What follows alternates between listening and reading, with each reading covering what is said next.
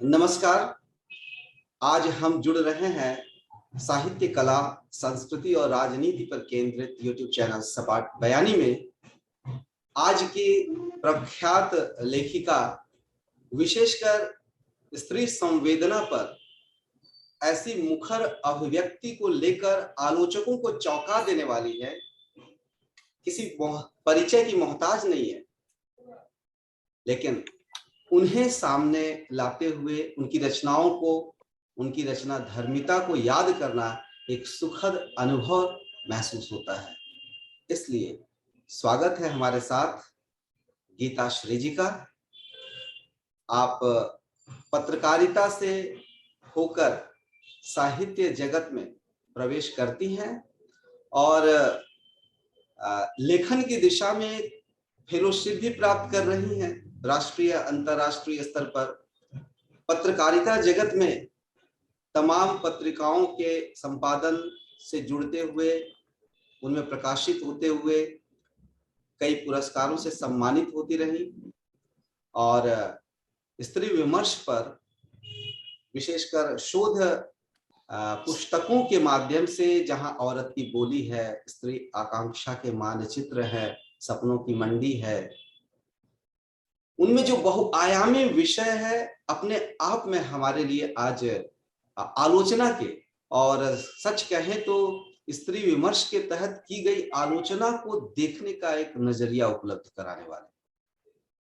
और व्यक्तिगत रूप से जिन कारणों से मुझे प्रभावित करती हैं, वह है बिल्कुल नए विषयों को भी अपने लेखन में लाना, जिसमें कि मैं समझता हूं यदि 2-3 उपन्यास देखे जाएं तो स्त्री राजनीति पर मिलते हैं, उसमें से हसीनाबाद भी एक है। और कैसे परंपरा और वर्तमान के बीच के द्वंद्व के दौरान हम कहाँ एक स्त्री की दशा और दिशा को समझ सकते हैं। और दूसरी बात जिस पर कभी चर्चा नहीं होती है, घरेलू कामगार की दिशा में उन्होंने जब एक युवती को लेकर कहानी लिखी, डाउनलोड होते हैं सपने, एक स्त्री भाषा कैसे रच रही है कि डाउनलोड हो रहे हैं उन कामगारों के बीच सपने जो कि मध्य वर्ग के परिवार में देखी जाती है।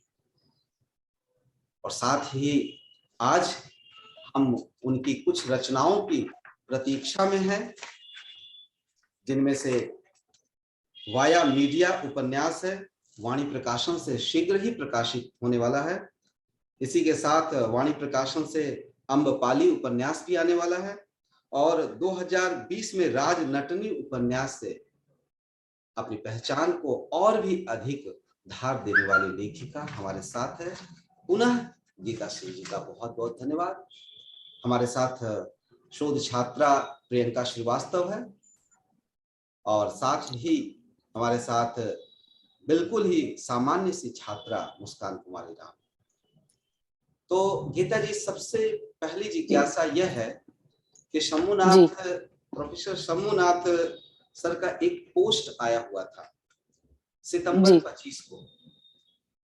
वाल्मीकि के आश्रम में ही सीता को आश्रय क्यों मिला?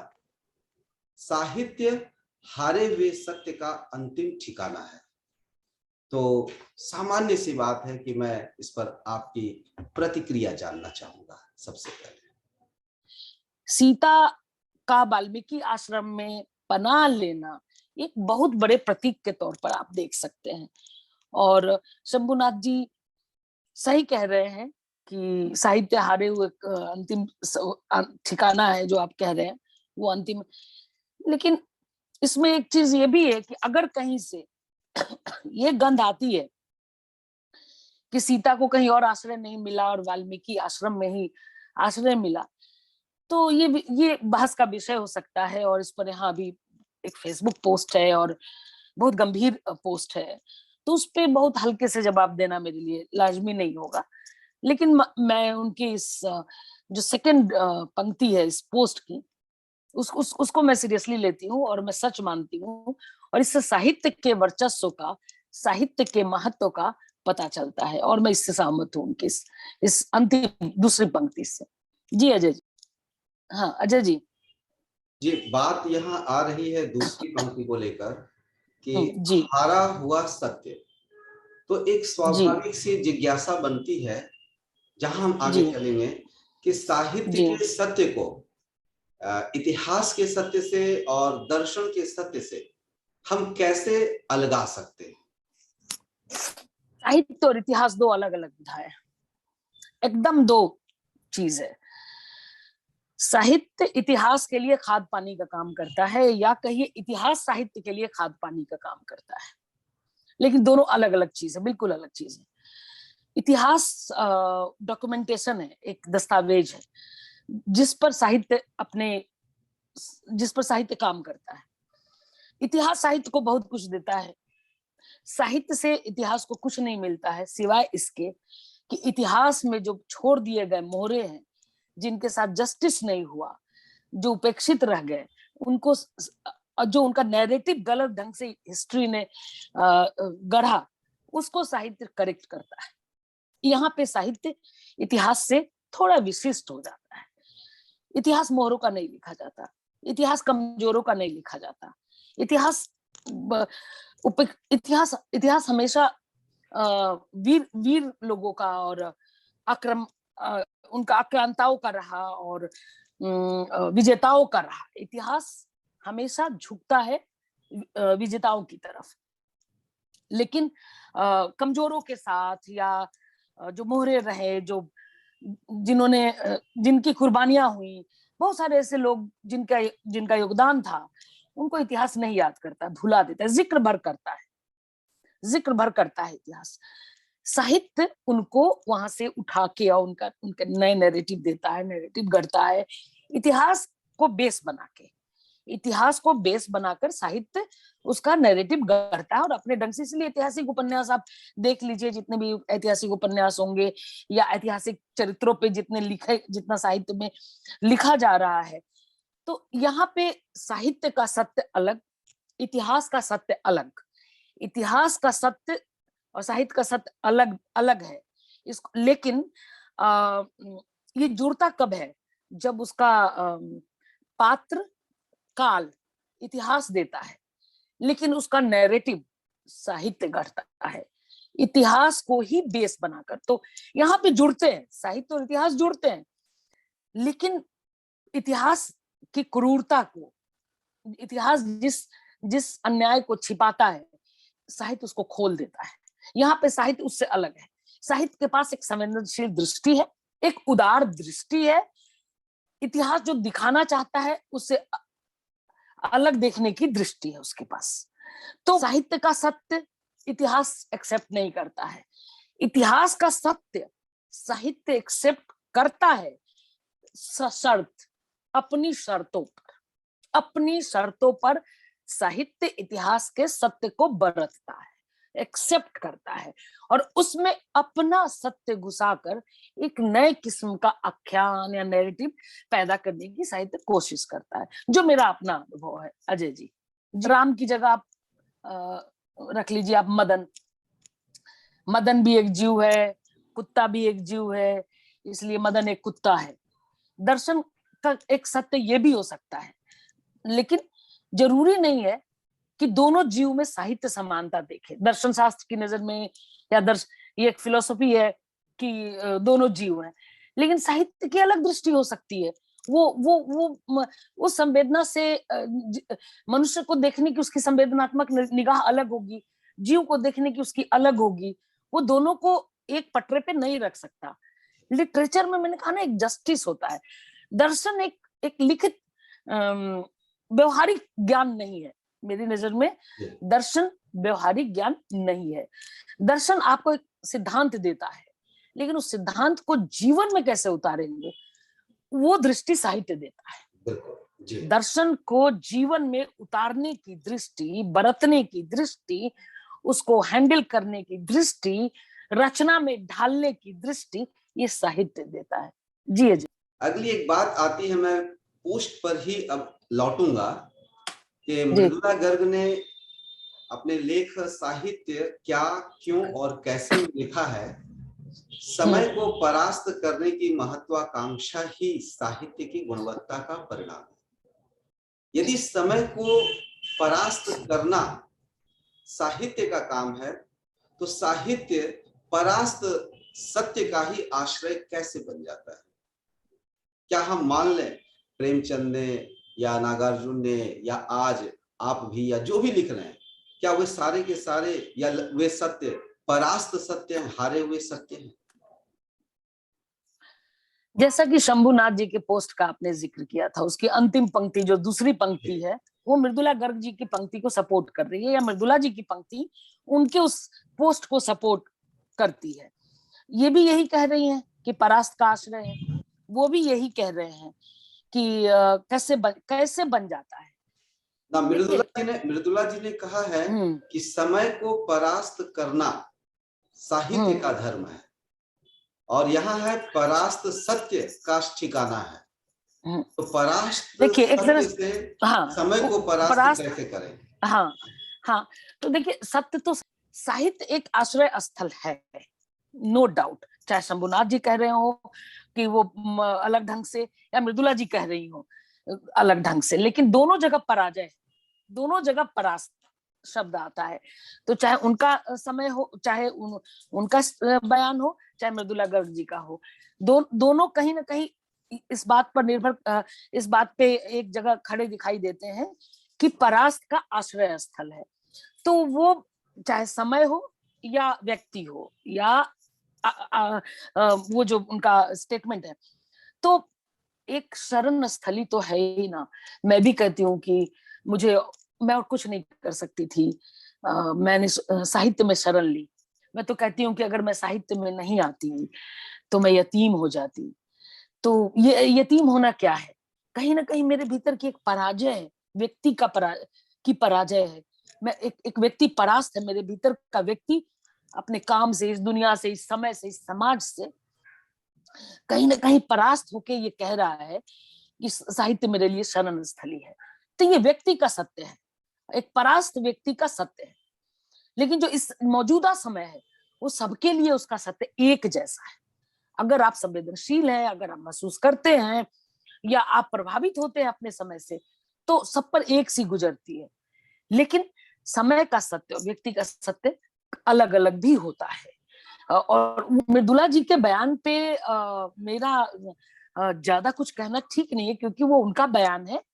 मैं इतना कह सकती हूँ अपनी वरिष्ठ लेखिका से सहमत होते हुए कि मृदुला जी के मेरी प्रिय लेखिका हैं, और मैं उनके स्टेटमेंट से मैं सहमत हूँ, क्योंकि मेरा अपना अनुभव है कि मेरी जैसी परास्त स्त्री का आश्रय स्थल भी साहित्य ही है। सीता की आश्रय स्थली वाल्मीकि का आश्रम, और गीता की आश्रय स्थली साहित्य है। प्रियंका श्रीवास्तव शोध छात्रा है और आपकी रचनाओं को लेकर भी काम कर रही है, तो उनके मन में कोई ऐसी जिज्ञासा हो तो आपसे साझा करें, हम उस पर बात करेंगे। जी मैंने आपकी कुछ कहानियों को पढ़ा है, उपन्यास भी पढ़ा है, तो मेरे मन में एक जिज्ञासा बनी है। जी आपकी जो कहानियां रही, जिसमें मैंने प्रगतिशील लीलावती, गोरिल्ला प्यार, इंद्रधनुष के पार, ये सारी पढ़ी है। हाँ, तो जो जिज्ञासा बन रही है मेरे मन में वो ये रही कि जैसे प्रेम काम के संदर्भ को देखें तो इसे लेकर जो 70 के दशक में लिखा गया या 80 के दशक में लिखा गया, उसमें केवल स्त्री दृष्टि को लेकर विचार किया गया। लेकिन आपके यहाँ जब मैं ये पढ़ती हूँ गोरिल्ला प्यार, तो उसमें लिव इन जैसे संबंध, जिसे कि आज कानूनी मान्यता भी मिल चुकी है, उस पर विचार किया गया है। उसके बाद प्रगतिशील लीलावती जैसी कहानी है, जिसमें यह भी विचार किया गया है कि अगर स्त्री को काम की जरूरत है तो पुरुष को भी है, और उसे भी लेकर मतलब सोचा जाना चाहिए, जैसे कि उस कहानी में माँ बेटी से कह रही है। तो ये सारी जो घटनाएं हैं, इसको आप समाज में कहाँ तक देख पाती है? क्या समाज में ऐसी घटनाएं?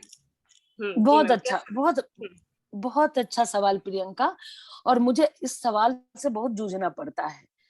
और मैं चूंकि पत्रकार रही हूँ, मैंने बहुत सारी रिपोर्टिंग की है, फील्ड रिपोर्टिंग की है, स्त्रियों से बातें, मेरा जितना पब्लिक से संवाद होता है उतना संवाद शायद ही टेबल राइटिंग करने वालों का होगा, या जो घर में बैठ के लिखते हैं। मैं फील्ड जॉब में थी 26 साल। तो बहुत सारी महिलाओं से मेरा संवाद होता था। ये जिन 2 कहानियों का आप जिक्र कर रही हैं, इन दोनों कहानियों के पात्र मेरे आसपास हैं, जिनका जिक्र कर रही हैं, वो सब मेरे पर्सनल अनुभव नहीं, ये दूसरों के अनुभव हैं। मतलब आश्चर्य करेंगे कि मेरे साथ जितने लोग जुड़ते हैं, उनके सबके पास एक कहानी, हर इंसान के पास एक कहानी है। कोई ऐसा नहीं जिसके जीवन में कहानी जैसी घटनाएं ना घटी हो, लेकिन घटना कहानी नहीं होती, उसको डिफ्यूज करना पड़ता है, उसमें से उसको कहानी, उसमें एक विजन डाल के उसमें कहानी बनानी पड़ती है। जो गोरिल्ला प्यार है, या जो इरावती की छपी हुई कहानी है, ये इन सारी कहानियों में इसके पात्र हैं। बल्कि इरावती की कहानी के पात्र तो मेरे पड़ोस में ही है, मेरी दोस्त है जिनके मदर के साथ ऐसा हुआ, और मैं साक्षी हूँ। गोरिल्ला प्यार है, देखिए लिव इन 25 साल, मैं जब आई थी दिल्ली में, जब यहाँ पे जर्नलिज्म करने 91 में, मेरी बहुत सारी दोस्त लिव इन में थी, और बहुत पुरानी चीजें लिव इन, इंडिया में बहुत पुरानी चीजें लिव इन। कृष्णा सोबती जी हमेशा लिव इन में रही, तो और लिव इन कोई अब तो कोई आश्चर्य से लिव इन को देखता भी नहीं है। मेरे आसपास मेरी बहुत सारी फ्रेंड्स लिव इन में है, और एकदम इजी है, उनकी फैमिली ने भी एक्सेप्ट कर लिया है, और सोसाइटी ने भी कर लिया है, और अच्छे से रहती है। वो सिर्फ लिव इन की कहानी नहीं है, वो एक औरत की स्वतंत्रता की कहानी है, कि आप लिव इन इसलिए चुनते हो कि आपका पार्टनर स्वामी नहीं बनेगा, मालिक नहीं बनेगा, टिपिकल हस्बैंड नहीं बनेगा, वो आपका साथी बनेगा, और आपके साथ खड़ा होगा, आपके ऊपर पहरे नहीं बिठाएगा, आपको जज नहीं करेगा। लेकिन इस कहानी में वो जज करता है। लड़की का स्वप्न टूटता है जब वो एक मालिक की बजाय अपने साथी चुनती है, और साथी भी मालिक की तरह व्यवहार करता है। ऐसे में उस लड़की का स्वप्न टूटता है, और फिर तो ये भी मेरे आसपास की कहानियां फिर वो रिएक्शन में आती है, और ऐसा कदम उठाती है जिसका उसके बाद में अफसोस होता है। तो मैंने इस कहानी में ये बताने की कोशिश की है, क्योंकि आसपास अब लोग ये कहते हैं कि कम ऐसा, लड़कियां ऐसा कम करती हैं, लोग बोलते हैं कम करती हैं।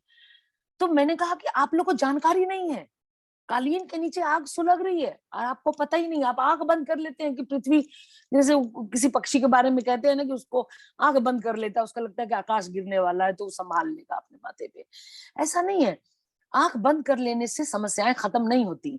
या आपको जानकारी नहीं है, इसका ये मतलब नहीं कि सोसाइटी में ये सब नहीं हो रहा है।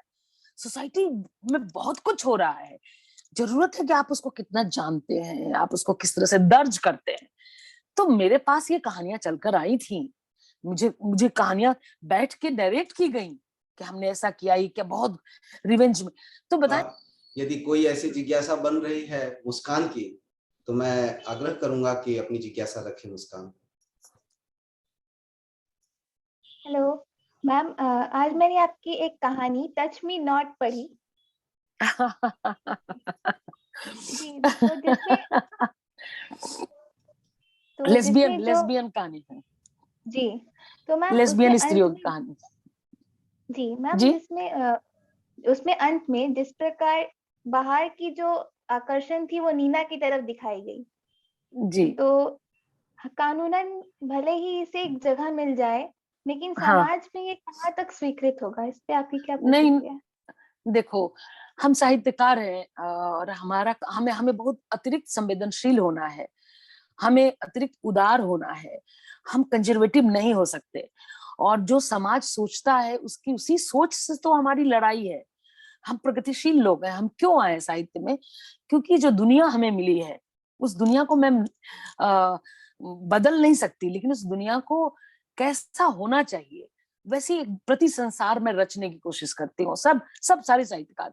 मैं जानती हूँ कि समाज बहुत सहज नहीं है, मैं भी सहज नहीं हूँ, कोई सहज नहीं होगा कानूनी मान्यता मिलने के बाद भी। लेकिन पश्चिम में देखो तो बहुत कॉमन है, और सालों से कॉमन है।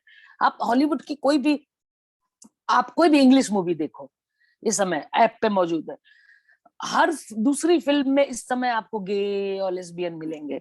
वहां सोसाइटी ने एक्सेप्ट कर लिया, उनके विवाह हो रहे हैं, उन्हें कोई प्रॉब्लम नहीं है। लड़की दूसरी लड़की को गर्लफ्रेंड कह रही है, लड़का दूसरे लड़के को बॉयफ्रेंड कह रहा है, उन्हें कोई प्रॉब्लम नहीं है। इंडिया में हम सहज नहीं है, जबकि ऐसा नहीं है कि इंडिया में ये सारी चीजें कॉमन नहीं थी, छुपी छुपी थी, ढकी ढकी थी, और घुट घुट कर जीती थी, लड़कियां भी लड़के भी। मैं हॉस्टल में रही हूँ, आपकी उम्र मैंने भी जी है। हमारे हॉस्टल में कितनी लड़कियां थी, हमने सबको देखा। लिव इन लेस्बियन लड़कियां हमने देखी, मेरी कई सहेलियां थी, हॉस्टल में, लड़कियों के हॉस्टल में होते हैं, लड़कों के हॉस्टल में होते हैं, लेकिन वो बाद में छोड़ देते हैं इस चीज को। मैं यहाँ सिर्फ ये कहना चाहूंगी कि एक जैविक प्रक्रिया है, ये एक बीमारी नहीं है। ईश्वर ने उन्हें ऐसा बनाया ही है, ईश्वर ने उन्हें डिफरेंट बनाया है। नहीं तो वो क्यों नहीं पुरुषों के बारे में सोचती हैं, या वो लड़के क्यों नहीं सोचते लड़कियों के बारे में? कहीं तो कुछ उनके भीतर इनबिल्ट ऐसी चीज है कि वो समान लिंग की तरफ अट्रैक्ट होते हैं। तो ये बीमारी नहीं है। ये पहले मैं इस पे भी बहुत अलग ढंग से सोचती थी और रिएक्ट करती थी। लेस्बियन पे मेरा एक आर्टिकल है मेरी किताब में, जिसमें मैंने ये लिखा था कि पुरुषों का निषेध और प्रतिरोध के खिलाफ लेस्बियनिज्म आया है, लेकिन ऐसा नहीं है। ये एक जैविक जरूरत है और घटना है जो उनके भीतर होती है, और वो स्त्री स्त्री पार्टनर ढूंढती है, पुरुष पुरुष पार्टनर। कहानी में मैं ये सोचकर नहीं लिखती हूँ कि समाज को खुश करने के लिए मैं लिख रही हूँ। मैं समाज को की आंखों में आंखें डालती हूँ, उंगली डालकर ये बताती हूँ और ये बताना चाहती हूँ कि ये असामान्य चीजें नहीं है। आप उन्हें नफरत से मत देखिए। अगर आपके बीच, हम सब के बीच कोई ऐसे पार्टनर्स हैं, कोई ऐसा कपल है, कोई ऐसी लड़की है, कोई ऐसा लड़का है, तो उनको सहानुभूति की नजर से देखा जाना चाहिए। उनके साथ सामान्य लोगों की तरह ही व्यवहार करिए। अब वो जैसे हैं उन्हें वैसे ही एक्सेप्ट करिए। मैं आपको अपने अनुभव से बताऊं कि कुछ ऐसी लड़कियां हैं जिसने कभी अपनी शादी के बारे में भी नहीं सोचा, उसकी कल्पना में भी नहीं आई कि मुझे कभी शादी करनी है। तो आज कभी कभी कहती है कि आखिर मैंने ऐसा क्यों नहीं सोचा कभी, और अब ऐसे उम्र निकल रही है 27-28 उम्र में कि अब मेरी वैसी जरूरत भी नहीं बन पा रही है, और मैं अब किसी के साथ यदि रहूंगी तो फिर किस अर्थ को लेकर रहूंगी, उसके सामने एक उलझन है। मुझे लगता है अजय जी, हम लोग जब कॉलेज में पढ़ते थे उस समय हमारी 4 टीचर ऐसी थी जो शादी जिनकी नहीं हुई थी, और वो सब 50 पार कर चुकी थी, उन्होंने शादी नहीं की। और जब उनके पास लेट से उनको शादी का ख्याल आया, वो करियर बनाने लगी, पढ़ाई करने लगी, तब तक उम्र निकल गई। हमारे यहाँ भारतीय समाज में स्त्रियों की शादी की उम्र निकल जाती है तो उनको रिश्ते नहीं मिलते। पुरुषों के लिए तो 80 साल में भी दरवाजे खुले हैं, वो जिस उम्र में चाहे शादी कर सकते हैं, घर बसा सकते हैं। विधुर हो जाए तो भी उनको अनमैरिड लड़कियां मिल जाएंगी। 60 साल के 70 साल के बूढ़े को युवा लड़की, क्या टीनेजर लड़की मिल जाएगी। हमारे भारतीय समाज इतना उदार है कि पुरुषों को लेके। लेकिन स्त्री अगर 45 साल में विडो हो जाती है तो उसकी शादी असंभव, कम एज में होगी तो शादी हो जाती है, वो भी उसको अनमैरिड लड़का नहीं मिलेगा, उसको वही कोई तलाकशुदा मिलेगा या विधुर कोई मिलेगा। तो हमारा भारतीय समाज ऐसा, इसीलिए लड़कियां जब एक एज निकल जाती है उनकी नौकरी करने और पढ़ाई करते करते, तो उनको लगता है कि एक्सपायरी डेट, समाज लड़कियों की एक्सपायरी डेट पहले ही तय कर देता है। इसलिए उनको ख्याल नहीं आता है कि अब करके करेंगे भी क्या। भाई एक उम्र निकल गई, अब शादी करके, क्योंकि बच्चा पैदा नहीं कर सकती, औरतों के साथ ये प्रॉब्लम है, तो उनको लगता है वो किसी काम की नहीं है।